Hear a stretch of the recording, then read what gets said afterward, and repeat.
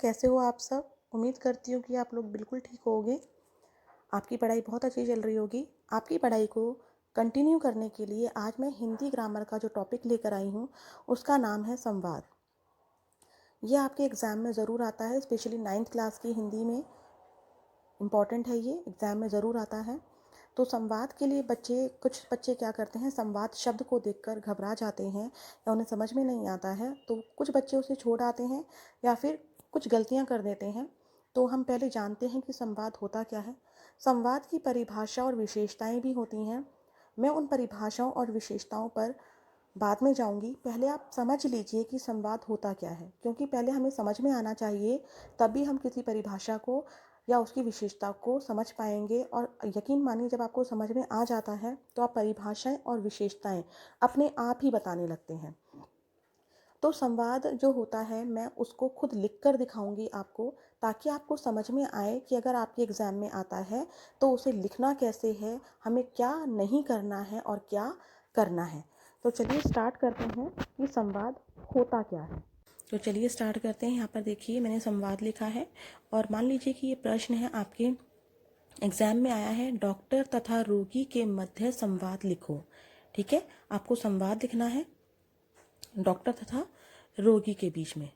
इस प्रश्न को देखकर आपको एक बात समझ में आ गई होगी कि जो संवाद है वो कभी भी आप अकेले नहीं कर सकते।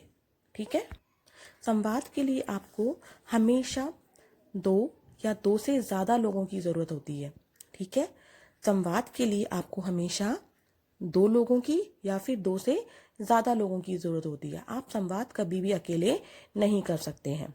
ठीक है, चलिए स्टार्ट करते हैं। आप एग्ज़ाम में कैसे आंसर्स लिखेंगे, आप दोनों में से चाहे डॉक्टर ले लीजिए चाहे रोगी ले लीजिए, किसी को भी आप पहले लिख सकते हैं। ठीक है, मैं जो ले रही हूँ, मैं ले रही हूँ रोगी, तो मैंने लिखा रोगी। ठीक है, मैंने क्या लिखा, रोगी। रोगी के बाद, क्योंकि रोगी अपनी बात कहने जा रहा है, तो रोगी के आगे मैंने ये दो बिंदु लगा दिए, इन्हें बोलते हैं उपविराम। क्या बोलते हैं, उपविराम। ठीक है, अब हम डॉक्टर के पास जाते हैं तो मुझे विश करते हैं, तो मैं यहाँ पर विश कर रही हूँ उसको नमस्ते। आप गुड मॉर्निंग, गुड इवनिंग कुछ भी बोलते हैं, लेकिन ये हिंदी है इसीलिए हम लोग यहाँ पर नमस्ते बोलेंगे। ठीक है, नमस्ते डॉक्टर साहब, नमस्ते डॉक्टर साहब। ठीक है, अब कौन बोलेगा, रोगी ने अपनी बात बोल दी। ठीक है, अब कौन बोलेगा, डॉक्टर। अब डॉक्टर अपनी बात बोलेगा तो डॉक्टर के आगे भी ये दो बिंदु आएंगे, इन्हें क्या बोलते हैं, मैंने अभी बताया, उपविराम। अब डॉक्टर क्या करेगा, आपको आपकी जो आपने विश किया है उसका जवाब देगा, बोलेंगे नमस्ते,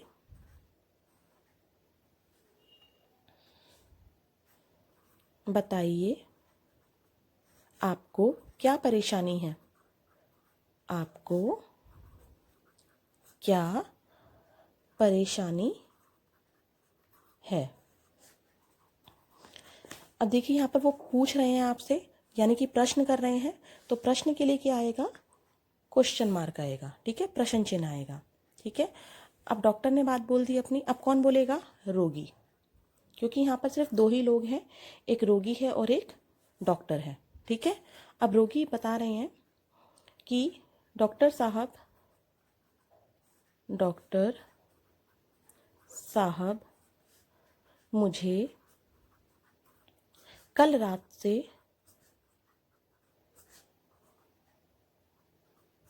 बुखार है। ठीक है, आपको जो भी परेशानी है, जो भी आपको लगता है, बुखार खांसी जो भी है, आप बताते हैं नहीं बताते हैं, उसे बताते हैं ना, तो उन्होंने भी अपनी बात बताई, बुखार है। ठीक है, आगे बढ़ते हैं। रोगी ने बात बोल दी अपनी, डॉक्टर साहब मुझे कल रात से बुखार है। अब रोगी ने बात बोली है तो अब कौन बोलेगा, डॉक्टर। ठीक है, डॉक्टर पूछेंगे क्या और भी कोई परेशानी है, क्या और भी कोई परेशानी है, यानी कि डॉक्टर साहब आपसे पूछ रहे हैं, फिर से क्या आ रहा है, क्वेश्चन मार्क आ जाएगा, क्योंकि वो पूछ रहे हैं, प्रश्न हो रहा है। ठीक है, जब प्रश्न होता है तो प्रश्न चिन्ह जरूर लगता है। ठीक है, अगर आप नहीं लगाते हैं तो आपके मार्क्स कट जाते हैं। ठीक है बेटा, आगे बढ़ते हैं। अब डॉक्टर ने पूछा है तो कौन जवाब देगा? रोगी। फिर से ये 2 बिंदु आएंगे, उपविराम। ठीक है, अब रोगी बता सकते हैं, हाँ जी, मुझे छींकें भी आ रही हैं। छींकें भी आ रही हैं और सिर में तेज दर्द है।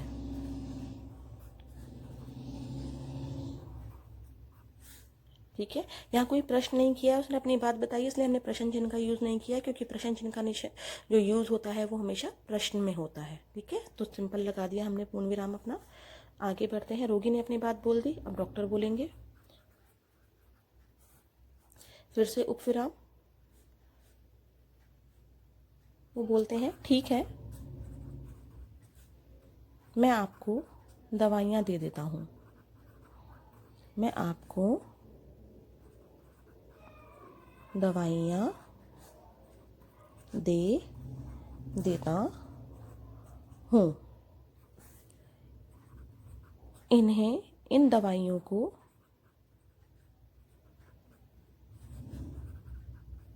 आप 4 घंटे बाद 2 दिन तक लीजिएगा।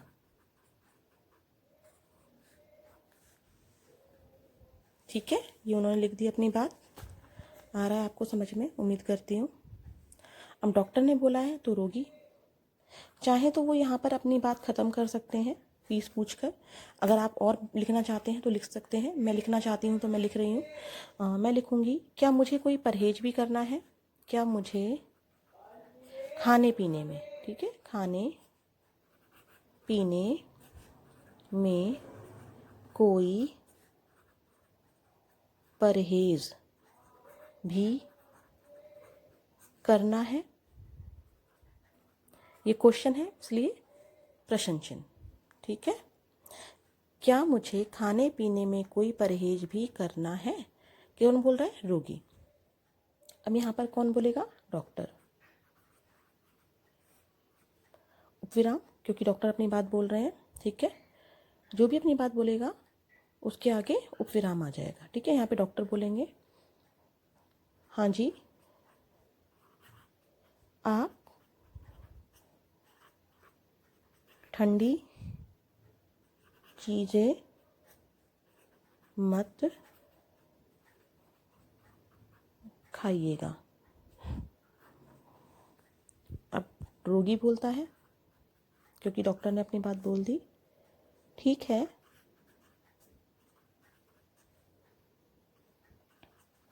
आपकी कितनी फीस हुई? यहाँ पे क्वेश्चन पूछा जा रहा है, फिर से क्वेश्चन मार्क। ठीक है, आगे बढ़ते हैं। अब कौन बोलेगा?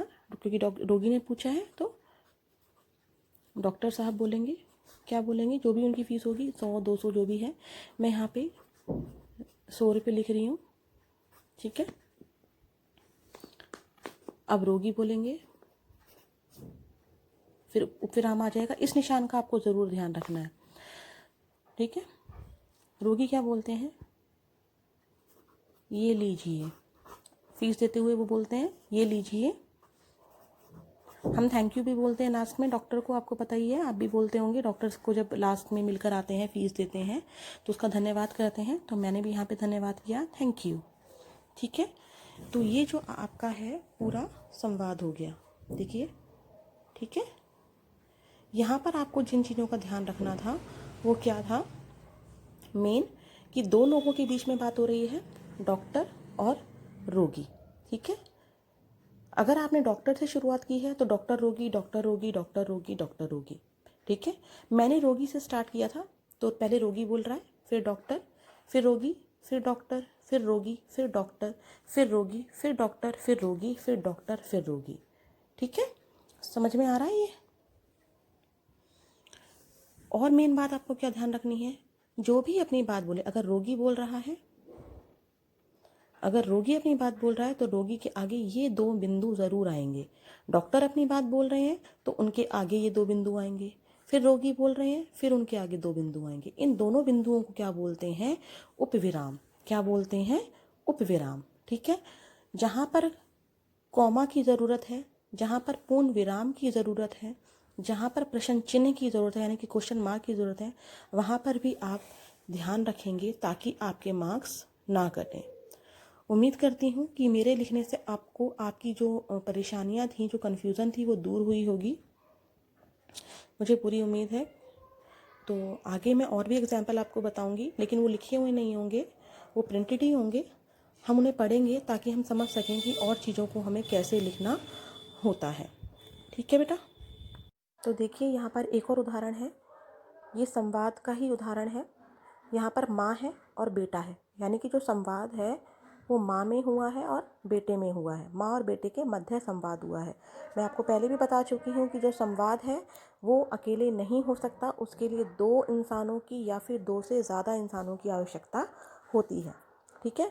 तो माँ और बेटा, यहाँ पर माँ के आगे उपविराम लगा हुआ है सबसे पहले, यानी कि कौन बोल रहा है? माँ बोल रही है।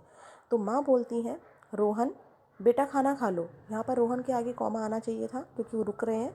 रोहन बेटा खाना खा लो। अब बेटा बोलता है, हाँ माँ आया। अब माँ बोल रही है, जल्दी आओ हाथ धो के आना। अब बेटा बोलता है, माँ क्या बनाया आज? यहाँ पर क्वेश्चन है। ठीक है, यहाँ पर क्वेश्चन है, क्वेश्चन पूछ रहा है वो, तो यहाँ पर क्वेश्चन मार्क आना चाहिए था, प्रश्न चिन्ह आना चाहिए था। अब यहाँ पर माँ जवाब देती है, भिंडी बनाई है। बेटा, नहीं माँ, कॉमा आएगा, मुझे नहीं खानी। माँ प्लीज़ पिज़्ज़ा ऑर्डर करो ना। अब माँ बोल रही है, नहीं, जंक फूड्स नहीं खाना चाहिए, ये हमारी सेहत के लिए अच्छा नहीं होता, इससे हमारी पाचन शक्ति कम हो जाती है। अब देखिए यहाँ पर इसमें आपको संवाद तो नज़र आ रहा है, लेकिन यहाँ पर एक कमी है। यहाँ पर विराम चिन्हों का ध्यान नहीं रखा गया है, जिसकी वजह से ये संवाद सही होकर भी आपके मार्क्स कटवा सकता है। ठीक है। यहाँ पर देखिए जैसे लिखा है, नहीं जंक फूड्स नहीं खाना चाहिए, बात खत्म हो गई। तो यहाँ पर आपको क्या आना चाहिए था? पूर्ण विराम आना चाहिए था। ठीक है, आगे बढ़ते हैं। अब बेटा बोलता है, पर मुझे पसंद है बहुत। माँ, मैं तुम्हें समझा रही हूँ, सेहत के लिए ये सब अच्छा नहीं होता। बेटा, माँ मैं समझ गया, धन्यवाद माँ। यानी कि आपने यहाँ पर देखा, माँ और बेटा जब भी कोई अपनी बात बोलता है, याद रखिएगा, जब भी कोई अपनी बात बोलता है तो उसके बाद उपविराम आएगा ही आएगा। ठीक है, समझ में आया? उम्मीद करती हूँ कि आपको समझ में आ गया होगा। अब मैं आपको आगे जो समझाने जा रही हूँ वो ये है, मैंने उसको लिख दिया है अपने हाथों से, मैं उसको लिख कर नहीं बताऊँगी, मैंने लिख दिया है पहले से ही, आपको मैं वो सिर्फ पढ़कर बताऊँगी। उसमें आप क्या सीखेंगे कि बच्चे जो हैं वो एग्ज़ाम में संवाद को कई बार कैसे लिख कर आते हैं, जिससे उनके नंबर उन्हें मिलते ही नहीं हैं। ठीक है, मैं रिपीट कर रही हूँ, मैं आगे आपको ये बताने जा रही हूँ कि संवाद बच्चे किस तरह से लिख कर आ जाते हैं, जिसकी वजह से उन्हें एक भी नंबर नहीं मिलता। तो बहुत ध्यान से देखिए वीडियो, मैं आगे आपको दिखाती हूँ। ठीक है।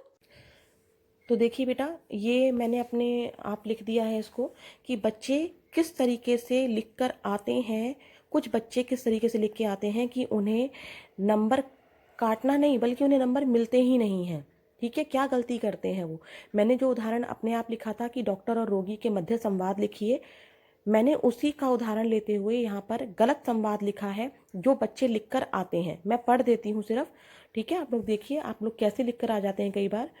मैं डॉक्टर के पास गई, मैंने उन्हें नमस्ते बोला, तो डॉक्टर साहब ने नमस्ते बोलते हुए पूछा कि क्या परेशानी है। मैंने बताया कि मुझे कल रात से बुखार है, तो डॉक्टर साहब ने पूछा कि और कोई परेशानी है क्या। तब मैंने बताया कि मुझे छींकें भी आ रही हैं। डॉक्टर साहब ने कहा, ठीक है, मैं दवाइयाँ दे देता हूँ, इन दवाइयों को 4-4 घंटे बाद ले लेना। तब मैंने पूछा कि मुझे कुछ परहेज भी करना है क्या। तब डॉक्टर बोले कि हाँ, ठंडा मत खाना। मैंने कहा कि ठीक है, आपकी फ़ीस कितनी है। तो वो बोले कि 100 रुपये। मैंने फ़ीस दी और धन्यवाद बोलकर घर आ गया। तो बेटा यहाँ पर इस तरीके से संवाद नहीं लिखा जाता। जिसके बीच में संवाद हो रहा है हम बारी बारी से उसको लिखते हैं और उसके आगे उपविराम लगाते हैं, जो कि यहाँ पर पूरे में कहीं पर भी नहीं लगा हुआ है। उपविराम मैंने आपको बता दिया था, ये 2 बिंदु होते हैं। अगर डॉक्टर अपनी बात बोल रहा है तो डॉक्टर के बाद ये उपविराम आएगा, और अगर रोगी अपनी बात बोल रहा है तो रोगी के बाद ये उपविराम आएगा। ठीक है। यहाँ पर एक गलती और है, यहाँ पर विराम चिन्हों पर ध्यान नहीं दिया गया है। जैसे कि मैं आपको दिखा देती हूँ, यहाँ पर देखिए, क्या परेशानी है, प्रश्न है, यानी कि यहाँ पर प्रश्न चिन्ह आना था। क्या आना था? प्रश्न चिन्ह। ठीक है। और कहाँ पर डॉक्टर साहब ने पूछा कि और कोई परेशानी है क्या, ये भी प्रश्न है, यहाँ पर प्रश्न चिन्ह आ रहा था। ठीक है। आप यहाँ पर अगर पूरा ढंग से जो मैंने पढ़ा, आप खुद गलतियाँ निकाल सकते हैं कि कहाँ पर प्रश्न चिन्ह आना चाहिए था, और उपविराम का तो हमने बिल्कुल ही ध्यान नहीं रखा। तो ये पूरा का पूरा संवाद गलत है। समझ में आया? उम्मीद करती हूँ बेटा कि आपको संवाद बहुत अच्छे से समझ में आ गया होगा। तो संवाद को सीखते हैं आगे। इसकी परिभाषा मैं आपको बता देती हूँ, विशेषताएं बता देती हूँ, क्योंकि परिभाषा को जानना भी ज़रूरी होता है और विशेषताओं को जानना भी बहुत ज़रूरी होता है। लेकिन आप देखेंगे कि परिभाषा और विशेषताएं आपने अपने आप ही सीख ली। जब मैं उनको समझाऊंगी तो आपको समझ में आ जाएगा कि अरे अभी जो हमें मैम ने बताया वही सब कुछ तो परिभाषा और विशेषताएं हैं।